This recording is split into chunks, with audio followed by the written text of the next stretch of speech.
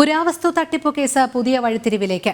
ആരോപണ പ്രത്യാരോപണങ്ങളുമായി പരാതിക്കാരും അന്വേഷണ ഉദ്യോഗസ്ഥനെതിരെ പരാതിയുമായി മോൺസൺ കേസിലെ പരാതിക്കാരായ ഷമീറും ഷാനുവും ഇഡി ഓഫീസിലെത്തി. ഹവാല ഇടപാടുകൾ നടന്നിട്ടുണ്ടെങ്കിൽ അന്വേഷിക്കണമെന്ന കാര്യത്തിൽ പരാതി നൽകാനാണ് ഇവരെത്തിയത്. ക്രൈംബ്രാഞ്ച് ഡിവൈഎസ്പി YR റസ്റ്റത്തിനെതിരെയും പരാതിയുണ്ട്.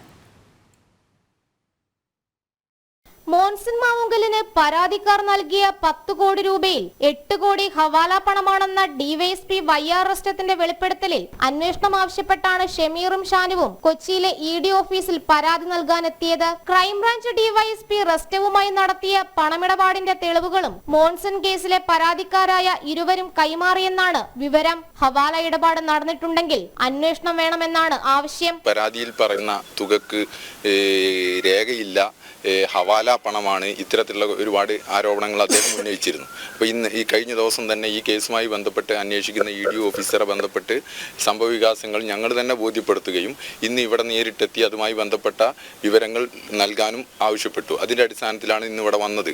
ഇന്നിവിടെ വന്ന് ഈ കേസുമായി ബന്ധപ്പെട്ട് റസ്റ്റം പണം വാങ്ങിയത് ഉൾപ്പെടെയുള്ള കാര്യങ്ങൾ അവർക്ക് ധരിപ്പിച്ചു. കേസ് അന്വേഷണം വേഗത്തിലാക്കുവാനും മോൺസന് നൽകിയ പണം തിരികെ ലഭിക്കാനുമായി അന്വേഷണ ഉദ്യോഗസ്ഥനായ റസ്റ്റം കൈക്കൂലി വാങ്ങിയെന്ന പരാതിയിൽ പരാതിക്കാർ നേരത്തെ വിജിലൻസ് മുൻപാകെ മൊഴി നൽകിയിരുന്നു. മോൺസൺ ഉൾപ്പെട്ട പോക്സോ കേസിലെ ഇരയുടെ സഹോദരനെ പരാതിക്കാർ സ്വാധീനിക്കാൻ ശ്രമിച്ചത് ചോദ്യം ചെയ്തതാണ് കൈക്കൂലി ആരോപണത്തിന് പിന്നിലെന്ന് അന്വേഷണ ഉദ്യോഗസ്ഥനും നിലപാടെടുത്തിരുന്നു. കൂടാതെ മോൺസന് നൽകിയ 10 കോടി കണ്ടെത്താതിരിക്കാനായി ഹവാല പണമെന്ന ആരോപണം റസ്റ്റം ഉന്നയിച്ചതെന്നാണ് പരാതിക്കാരുടെ നിലപാട്. അതേസമയം പുരാവസ്തു തട്ടിപ്പ് കേസ് പലതവണ അട്ടിമറിക്കുവാൻ ശ്രമം നടന്നുവെന്നും CBI അന്വേഷണം ആവശ്യപ്പെട്ട് കോടതിയെ സമീപിക്കുമെന്നും പരാതിക്കാർ വ്യക്തമാക്കിയിട്ടുണ്ട്.